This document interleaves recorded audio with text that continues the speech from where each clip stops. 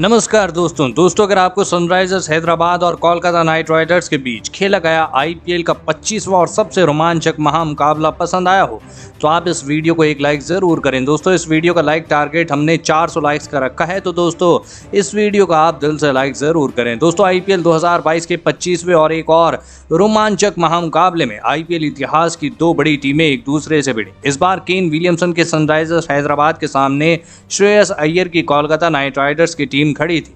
इस रोंगटे खड़े कर देने वाले महामुकाबले में रोमांचक मुकाबले में हैदराबाद के कप्तान केन विलियमसन ने टॉस जीता और पहले गेंदबाजी का फैसला लिया और कोलकाता की टीम को पहले बल्लेबाजी के लिए आमंत्रित किया। उसके बाद रनों की बारिश करने के इरादे से कोलकाता के दो दिग्गज ओपनर बल्लेबाज मैदान में उतरे। इस बार वेंकटेश अय्यर के साथ एरॉन फिंच को कोलकाता की पारी का आगाज करने मैदान में भेजा गया, लेकिन हैदराबाद के गेंदबाजों की घातक गेंदबाजी की वजह से वेंकटेश अय्यर और एरॉन फिंच की यह ओपनिंग जोड़ी ज्यादा देर तक मैदान में नहीं टिक पाई और पारी का दूसरा ओवर डालने आए मार्को जेनेसन ने एरॉन फिंच को निकोलस पूरन के हाथों कैच आउट करा दिया। आपको बता दें कि एरॉन फिंच 5 गेंदों में 7 रन बनाकर आउट हो गए। एरॉन फिंच जैसे बड़े खिलाड़ी को शुरुआती ओवरों में ही खोने के बाद अब कोलकाता के कप्तान श्रेयस अय्यर बल्लेबाजी करने मैदान में उतरे, लेकिन उसके तुरंत ही बाद कोलकाता के दूसरे ओपनर बल्लेबाज वेंकटेश अय्यर को पारी का 5वां ओवर डालने आए टी नटराजन ने अपनी इस ओवर की पहली ही गेंद पर क्लीन बोल्ड कर दिया। वेंकटेश अय्यर 13 गेंदों में 6 रन बनाकर आउट हो गए, तो वहीं टी नटराजन ने इसी ओवर की अपनी तीसरी गेंद पर नए बल्लेबाज सुनील नारायण को भी शशांक सिंह के हाथों कैच आउट करा दिया। सुनील नारायण 2 गेंदों में 6 रन बनाकर आउट हो गए। शुरुआती ओवरों में ही अपने टॉप ऑर्डर के 3 बड़े बल्लेबाजों को खो देने के बाद अब कोलकाता की टीम पूरी तरह दबाव में आ चुकी थी। हैदराबाद की गेंदबाजी अब कोलकाता की बल्लेबाजी पर हावी होती दिखाई दे रही थी, लेकिन अब विकेट गिरने के बाद बल्लेबाजी करने आए नीतीश राणा ने कप्तान श्रेयस अय्यर के साथ मिलकर कोलकाता की डगमगाई पारी को संभाला और एक महत्वपूर्ण समय पर एक अहम साझेदारी कोलकाता की टीम के लिए बनाई। श्रेयस अय्यर और नीतीश राणा की इस जोड़ी ने लगभग पारी के 9वें ओवर तक बल्लेबाजी करी और अपनी टीम को 70 रनों तक पहुंचाया, लेकिन फिर पारी का 10वां ओवर डालने आए उमरान मलिक ने सेट हो चुके कोलकाता के कप्तान श्रेयस अय्यर को क्लीन बोल्ड कर दिया। श्रेयस अय्यर 25 गेंदों में 28 रन बनाकर आउट हो गए।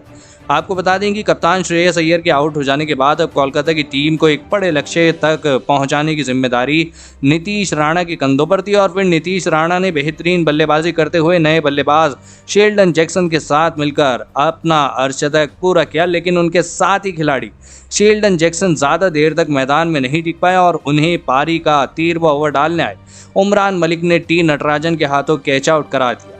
आपको बता दें कि शेल्डन जैक्सन 7 गेंदों में 7 रन बनाकर आउट हुए। शेल्डन जैक्सन का विकेट भले ही कोलकाता की टीम ने गंवाया हो, लेकिन अब मैदान पर हैदराबाद की टीम में डर का माहौल साफ तौर पर देखा जा सकता था, क्योंकि अब मैदान पर बल्लेबाजी करने कोलकाता के सबसे घातक और विस्फोटक बल्लेबाज आंद्रे रसेल बल्लेबाजी करने मैदान में आए थे और फिर यहाँ से आंद्रे रसेल और सेट हो चुके नीतीश राणा ने मिलकर कोलकाता की रन गति को तेजी से आगे बढ़ाया, लेकिन फिर पारी के 18वें ओवर में अर्धशतक लगाकर बल्लेबाजी कर रहे नीतीश राणा को टी नटराजन ने निकोलस पूरन के हाथों कैच आउट करा दिया। नीतीश राणा 36 गेंदों में 54 रनों बनाकर आउट हो गए, लेकिन फिर इस पारी के आखिरी में आंद्रे रसेल ने एक विस्फोटक पारी खेली। रसेल आखिरी ओवर में हैदराबाद के गेंदबाजों पर जमकर बरसे।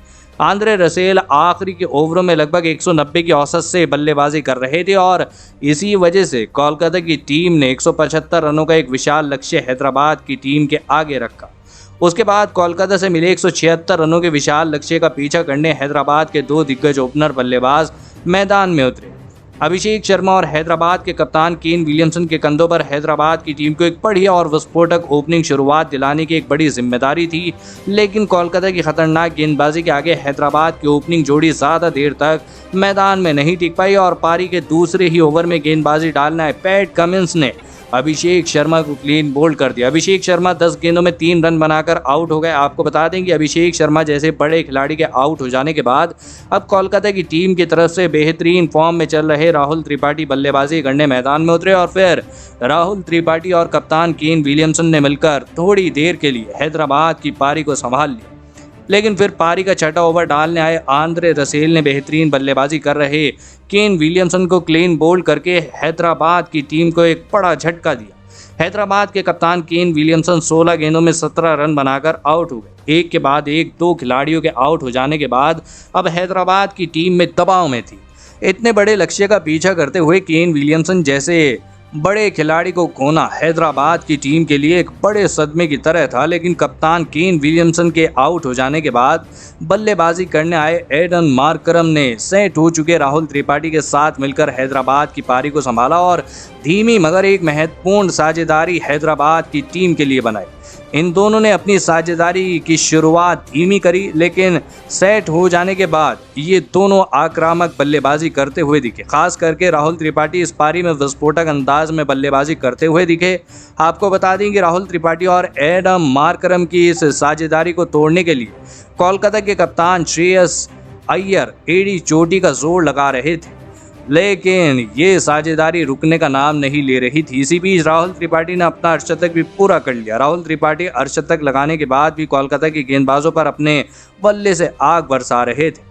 राहुल त्रिपाठी और एडम मार्करम ने मिलकर लगभग पारी के 14वें ओवर तक बल्लेबाजी करी और अपनी टीम को 133 रनों तक पहुंचाया।